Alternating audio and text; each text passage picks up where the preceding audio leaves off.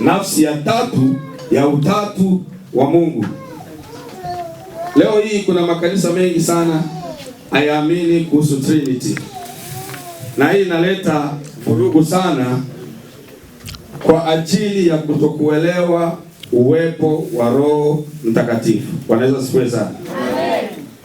Na ndio maana kuna watu hawaamini utatu mtakatifu. Lakini sisi leo kama tunasherehekea Pentecost ni kwa sababu tunaamini uwepo wa Roho Mtakatifu na uwepo wa utatu mtakatifu. Kwa wale ambao hawaamini utatu mtakatifu hawawezi kusherehekea Pentecost. Kama wanaweza sifiwe sana. Amen.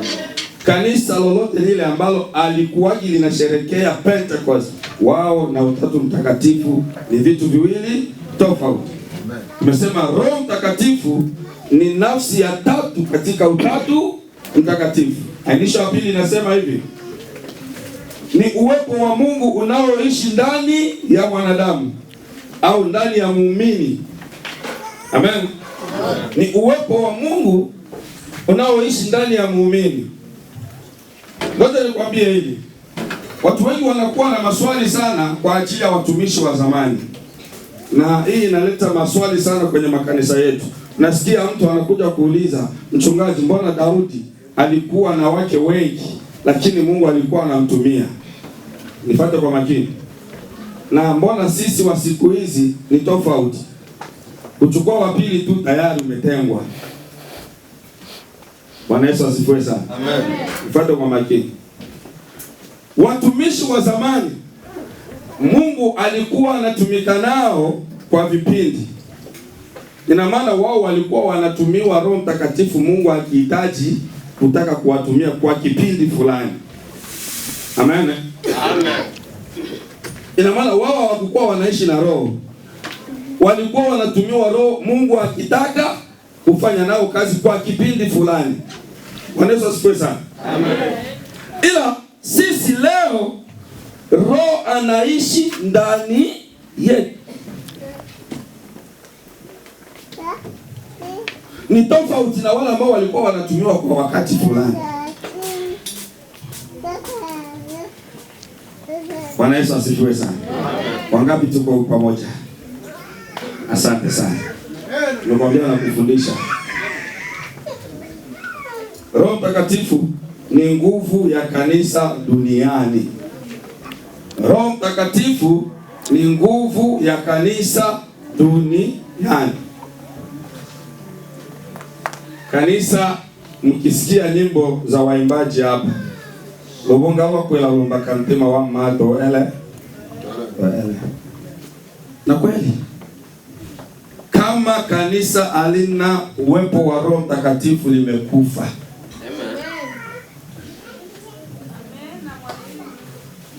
Anaweza sifuwe sana. Amen. Umesikia? Roho Mtakatifu ni nguvu ya nini? Ya kanisa duniani. Ikiwa kanisa aliongozwi na Roho, hilo ni kanisa. Kuna lugha moja ya mchungaji alitumia jana jioni. Ni kanisa la maigizo. Amen? Amen. Kanisa la maigizo. Lakini tumesema utendaji kazi wa Roho Mtakatifu. Roho anafanyaje kazi? Roho anafanyaje kazi? Na utendaji kazi wa Roho Mtakatifu ni nini? Yaani ni kazi au matendo anayotenda Roho Mtakatifu ndani na kupitia muumini. Amen. Amen. Roho Mtakatifu hafanyi kazi moja tu. Watu wengi tunaamini kuwa na Roho Mtakatifu ni kujazwa hivi ambavyo tunakuwa tunajazwa hapa. Say. Hapana. 3 hapana. Bwana Yesu asifiwe sana. Amen. Juzi niliulizwa swali, hivi mchungaji, kwa nini wanaume hawapaki wanajazwa? Wanaume mnijibu kwanza. Niliuliza hiyo swali. Hivi kwa nini wanaume hawapaki wanajazwa? Tunaona wanaokuwa wanajazwa ni wanawake tu. Bwana Yesu asifiwe sana. Amen. Nisema nipate kwa makini. Wangapi tuko pamoja? Shangilia Yesu kwa makofi. Asante sana. inasema hivi,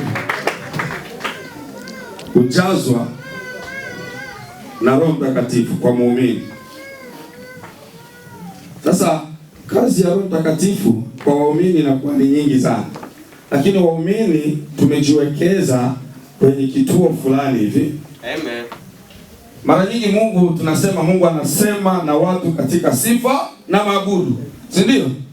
Lakini ikipigwa maabudu hapa hautaona wa 333 hapa. Lakini ikipigwa Yesu kuya wanajaa. Bwana Yesu asifiwe sana. Amen. Sasa imagine wimbo unaweza ukaanza mwanzo hapo, tobe emo mpaka inafika mwisho, lakini hautaona mtu amejazwa. Tunasubiria ipigwe nini? Uchwe tata. Lemba yaya limba. Ndio tunaanza kuona kujazwa. Bwana Yesu asifiwe sana. Amen. Tuache maigizo. Bwana Yesu asifiwe sana. Kuna Roho wa Mungu ambaye anafanya kazi kama Roho wa Mungu, na kuna Roho Mtakafujo ambaye anafanya kazi vile vile kama kazi ya nini? Ya Roho Mtakatifu. Bwana Yesu asifiwe sana. Amen.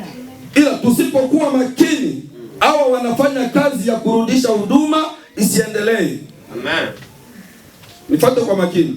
Hawa wa Roho Watakafujo wanakuwa na huduma moja. Wachungaji au watumishi waliopewa maono au uwepo wa kutambua roho wa kweli na roho wa uongo, asipokuwa makini, mnaweza mkasimama ibada mzima hapa kwa kusikiliza mtu vitu ambavyo havieleweki.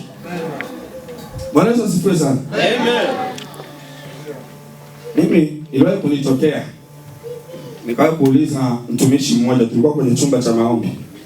Mtu amejazwa, mimi nilivyokuwa naelewa, nimeona yule mtu amefanya nini? Amejazwa.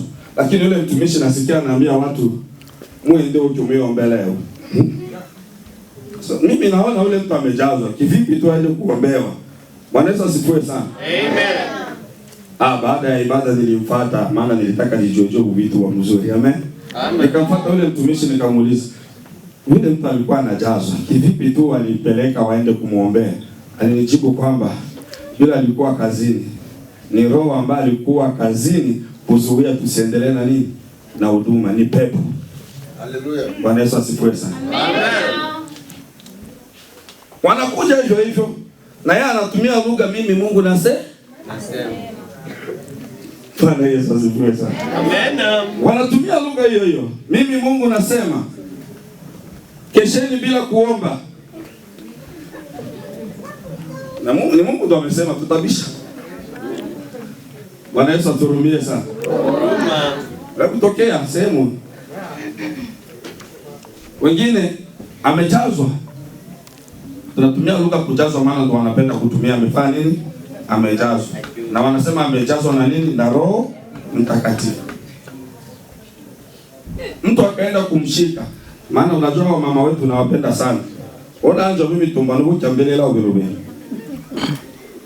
Bwana Yesu asifiwe sana. Kuchambelela ubirube. Cha ajabu yeye kushikwa tu. Lola ni wao pumbafu. Bwana Yesu aturumie sana. Kisha ibada wakafuata mke wa mchungaji, wanaenda kumwambia bila yashi motenda vya kwanza bishile vya kweli. Bila vingi vyose vya sichwa nyuma bishile vya buki. Bwana Yesu aturumie sana. Alikuwa amefanya nini? Alikuwa amejazwa. Hatuko huko. Bwana Yesu asifiwe sana. Amen. Tumesema Roho anaongoza kanisa. Roho anatoa nguvu. Roho anamshuhudia Yesu ndani yetu. Usipokuwa na Roho kama huwezi kutambua uwepo wa Yesu. Amen. Amen. Na usipokuwa na Roho wa Mungu huwezi ukawa na nguvu. Na Roho wa Mungu anahukumu dhambi. Bwana Yesu asifiwe sana. Amen. Aya. Kuna watu walikuwa wanabeza hapa. Wala mchungaji alondani imana hewa kwa zikula wala watu wapya maereni. Bwana Yesu aturumie sana. Roho anakemea nini? Dhambi, anahukumu. Kwa hiyo Roho akiwa ndani yangu na ninapokuambia kitu, utaniambia uheshimu hukumu ile Mungu. Tumepewa mamlaka ya kuhukumu watumishi wa Mungu. Bwana Yesu asifiwe sana. Haleluya. Amen. Kuhani ana mamlaka ya kuhukumu. Bwana Yesu asifiwe sana. Maana sisi ndo sauti ya Mungu duniani. Bwana Yesu asifiwe sana. Amen. Tuna mamlaka ya kuhukumu. Ninapokuambia toa hereni, toa. Tunatambua madhara ya hereni. Mimi nilishuhudia hereni. Hereni tena sio kile kihereni cha mkubwa. Labda mtu maana watu yao bila mulo hivi tatoa muona. Kalikuwa ni kahereni kadogo tena kapisi, mnabuitaka upisi. Tuko kwenye chumba cha maombi na sio chumba cha maombi. Ilikuwa ni ibada ya waimbaji. Tunaomba kwa ajili ya mkutano. Ile tuombe kabla tujaanza mazoezi. Dada mmoja akalipuka hapo. Wanaume zaidi ya 10. Kwaya za Afrika wanaume walikuwa wengi kwa kuimba. Huku kwaya ndo tunaona madada ndo wengi, wanaume wako busy na pombe. Bwana Yesu atuhurumie sana. Amen. Lakini Afrika wanaume utakuta wanaume ndo wamejaa kwenye kwaya.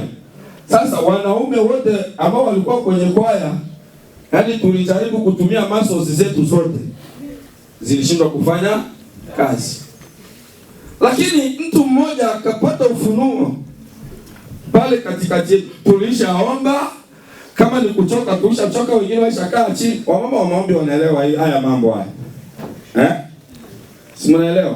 Kuombea pepo. Na kama kuombea kama kukemea, twende huko. Amen. Tushaomba, tushachoka. Mtu mmoja akafunuliwa. Wakamgusa kwenye sikio. Hakukuwa na pisi kwenye masikio yote mawili. Ilikuwa ni sehemu moja tu hapa hivi. Ile kuondoa kale kakitu na mtu akatulia, kazi ikaishia hapo. Bwana Yesu atuhurumie sana. Kwa hiyo utu tu vitu ambavyo mmejaza, wengine wanatuweka kwenye mapua sijui wapi. Tumejaza mapepo. Bwana Yesu atuhurumie sana.